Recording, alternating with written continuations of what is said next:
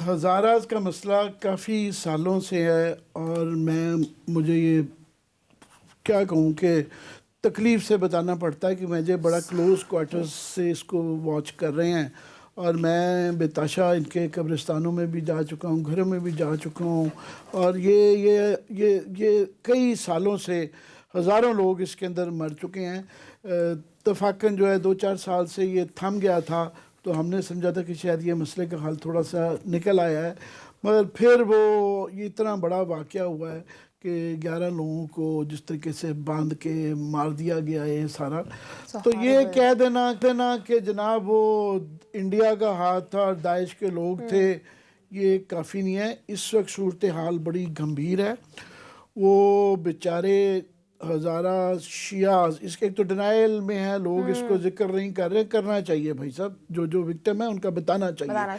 ये sectarian violence है, शिया हजरात के ख़िलाफ़ ये कत्ल आम है और इस वक्त वो बेचारे सर्दी में माइनस की शायद कोयटा के अंदर सर्दी पड़ रही है और वो अपनी लाशें लेके बैठे हुए हैं और उनकी तसल्ली के लिए किसी को कोई शर्म नहीं आ रही है। प्रोविंशियल गवर्नमेंट का अभी मैं देख रहा था, थोड़ी देर पहले ख़बरों में बता रहे थे कि 3 वज़ीर गए हैं, उन्होंने कहा जनाब ये हम या 48 घंटे बाद आ गए हैं, मगर आपकी जो तिफल तसल्लियाँ हैं ना, इससे हमारा गुजारा नहीं चलेगा।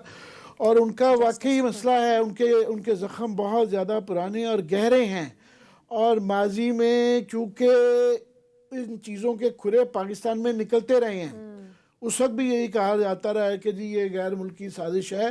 सो उनको ठंडा करना, उनको इस वक्त उनके ज़ख्मों में मरहम रखने के लिए बहुत ज़्यादा एफर्ट की ज़रूरत है, मगर कोई जो है ना, और वो सिर्फ प्रोविंशियल गवर्नमेंट की तसल्लियाँ नहीं मांगते हैं, मगर इस वक्त वहाँ से प्रोविंशियल गवर्नमेंट भी कोई बहुत ज़्यादा उनकी तरफ से ये नहीं नज़र आ रहा है एफर्ट।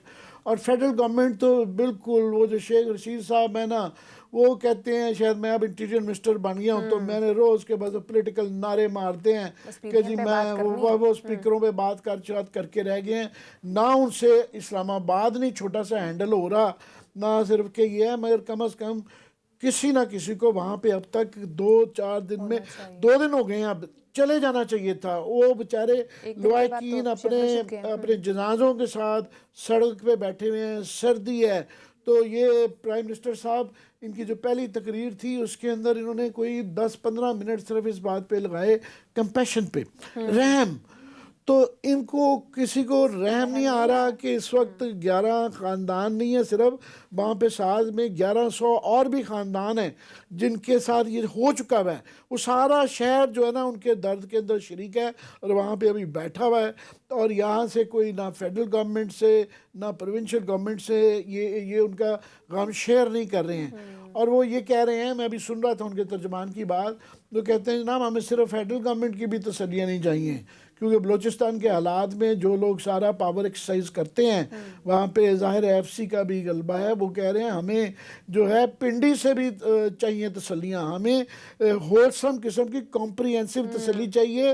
ये जो जाली आप आके हमारे साथ बैठ के जो डायलॉग बोल के चले जाते हैं, ये नहीं है, वरना ये जनाजे पड़े हुए हैं, हम नहीं दफनाएंगे। तो ये एक इंसानी पहलू है, ये हर लिहाज से वो है। खुदा के लिए मैं क्या कहूँ, मुझसे बयान नहीं हो रहा उनका दर्द। क्लास साहब, इस तरह के इश्यूज दिन भर देख रहे हैं, बढ़ते जा रहे हैं, क्या स्ट्रैटेजी होनी चाहिए, किस तरह से हम इसको रोक सकते हैं? एक तो मेरा ख्याल है जिम्मेदारी लेनी चाहिए पाकिस्तानी एस्टेब्लिशमेंट को, क्योंकि ये अब कोई राज नहीं रहा कि सारा ये जो बलूचिस्तान है ना वही मैनेज करते हैं, वही हैंडल करते हैं, हमारी सिक्योरिटी एजेंसीज करती हैं, हमारा इवन वो कहते हैं DG जो FC वगैरह कमांडर्स हैं वो चीफ मिनिस्टर से भी ज़्यादा पावरफुल है, उनके पास क्लाउड भी है और बहुत बड़ी उनके पास फोर्स भी है और सारे का सारा यही बताया जाता है वो हैंडल कर रहे हैं, मैनेज कर रहे हैं। अगर आपको पता भी है भी अफगानिस्तान, इंडिया, दीगर मुल्कों से इशूज़ आते हैं, तो भाई साहब आप हमें एक ही यहाँ पर लाइन दे के वो कहते हैं ना उसके ट्रक की बत्ती दी हुई है जी अफगानिस्तान से लोग आए थे, वो जी इंडिया से आए थे, उसके बाद पूरी कौम बिल्कुल चुप करके बैठ जाती है, ना वो किसी से सवाल पूछती है ना किसी से जवाब लेती है।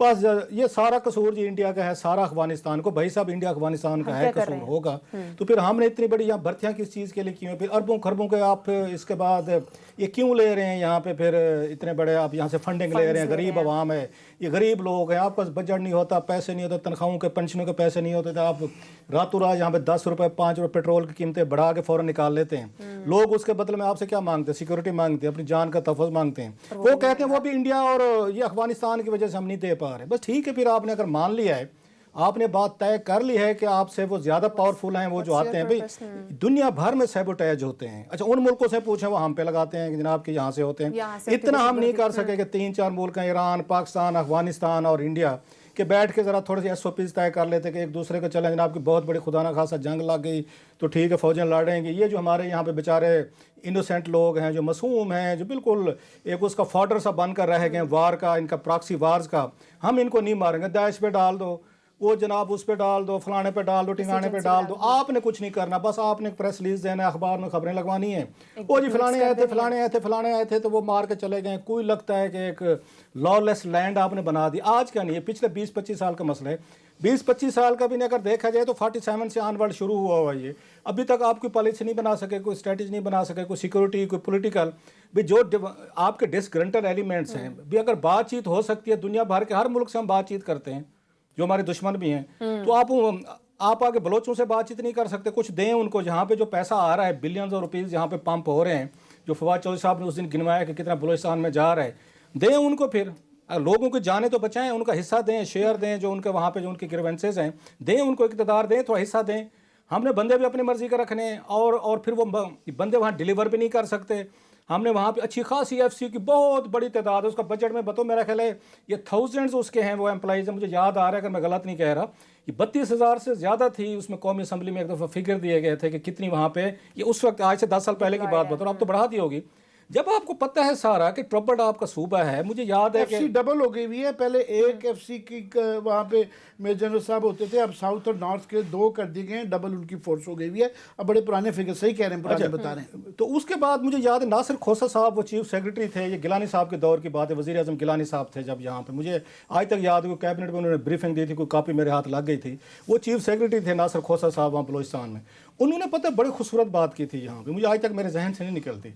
उन्होंने कहा जनाब बलोचिस्तान का जो मसला है ना, ये इंटरनल नहीं है। अल्फाज मुझे आज तक याद है, उनकी जो ब्रीफिंग की कॉपी थी जो वहाँ पे, उसके कुछ मिनट्स बाद में मैंने देखे, उन्होंने कहा सारा मसला बलोचिस्तान का इस्लामाबाद से आता है।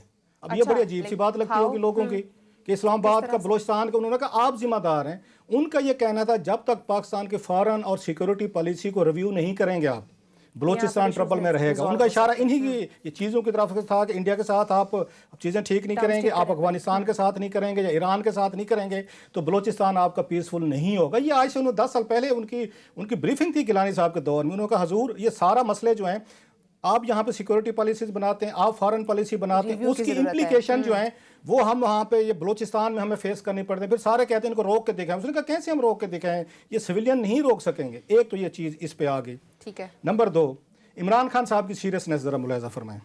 आज के आपके जो हमारी अभी टीम ने बनाए हैं, ये ज़रा इनके हेडर ज़रा पढ़ें आज के क्या हैं कि इमरान खान साहब की सीरियसनेस देखें। जो मुल्क उस बलोचिस्तान पे अगर हमारी टीम उसको याद करती तो 2-4 ये क्लिप निकाल लेती तो पता चल जाता। 1001 बयानात हैं इमरान खान साहब के बलोचिस्तान पे, निकाल के देख लें। जैसे उन्हें दुनिया भर का कोई टॉपिक रहने नहीं दिया जिस पर बात की हो। आज उन्होंने अपने उन तर्जमानों को मीटिंग बुलाई हुई थी। सर ज़रा प्रायोरिटीज़ देखें, क्योंकि अगेन अपने शेख रशीद साहब हैं, मैं इससे पहले आता हूँ तर्जमानों पर, इनको ये बिल्कुल टके की कोई इंटरेस्ट नहीं है, कोई मरे जिए। आपको याद है यहाँ नसीरुल्लाह बाबर साहब पे एक इल्ज़ाम लगता था कि उनके अपने बच्चे नहीं हैं। सर अगर आपको याद हो, उनके बारे में कहते थे नसीरुल्लाह बाबर साहब की क्योंकि अपने बच्चे नहीं लिया, किसी का मारा जाए कुछ हो जाए, उन पे आता था। अगर उनके हमदर्द इसको डिनाई करते हैं, कराची में होता था कि अपने उनके बच्चे नहीं है, लिहाजा वो आपके अंदर वो सेंस नहीं आती शायद। तो शेख साहब उसी कैटेगरी में आते हैं माशाल्लाह, जो कोई मरे जिए। अभी वो जो यहाँ पे आपके इस्लामाबाद में इतना बड़ा मर्डर हुआ है, इतना बड़ा यहाँ पे केसेस हैं रोजाना, यहाँ पे आपकी वो चीज़ें हो रही हैं। आपसे यहाँ पे 24 किलोमीटर का शहर नहीं संभाला जा रहा, आपकी पुलिस से नहीं संभाला जा रहा, आपके DMG के जो बाबूस बैठे हुए हैं, ग्रुप्स बैठे हैं, उनसे नहीं संभाला जा रहा। जिस प्राइम मिनिस्टर ऑफ पाकिस्तान, उनकी कैबिनेट से 24 किलोमीटर का ICT जो है आपके इस्लामाबाद कैपिटल टेरिटरी 24 किलोमीटर का है। लॉ एंड ऑर्डर इस वक्त आपका यहाँ से आपके कराची से सबसे ज़्यादा बदतरीन है। हम इनसे तवक्को रखे बैठे हैं, हमें बलोचिस्तान ठीक करके देंगे जिनसे यहाँ 24 किलोमीटर नहीं चल रहा। आप प्रायोरिटी देखें उनकी ज़रा माशाल्लाह। अच्छा अपने बच्चे माशाल्लाह लंदन में रहते हैं, शेख साहब की माशाल्लाह अल्लाह अगर हो गई उनकी तो वो हो, सो उनको परवाह नहीं है, वो सिक्योर कंट्रीज में रहते हैं। जैसे ये दूसरे के पता ही नहीं है बच्चों का काम क्या होता है। होता है मतलब खान साहब को वो लीस्ट इंटरेस्टेड होंगे। एक यहाँ आपका 21 साल का बच्चा मारेगा, 4 रात उसे हम सो नहीं सकेगा, हमारे बच्चे इसी एज में है कि इतनी मतलब आपने 22 गोलियां मार दी बच्चे को यार, और कहीं से कोई नहीं है।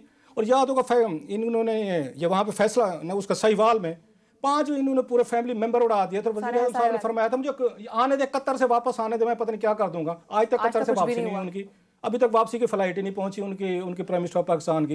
इनसे क्या तवक्को रख के बैठे हुए हैं कि इनको बच्चों का टक्के की फिक्र नहीं। इतना बड़ा वाकया है इस्लामाबाद में, डाके चोरी, कोई चीज़ नहीं हिली, कोई हेड यहाँ पे रोल नहीं हुए, किसी के खिलाफ एक्शन नहीं हुए। आज उनके ज़रा आप इनकी प्रायोरिटीज़ देखें, और ये डिज़र्व करती है कौम। मैं अगर फिर कह रहा हूँ, मुझे इस कौम के साथ हमदर्दी होना ना आहिस्ता आहिस्ता ख़त्म हो चुकी है। They deserve that and.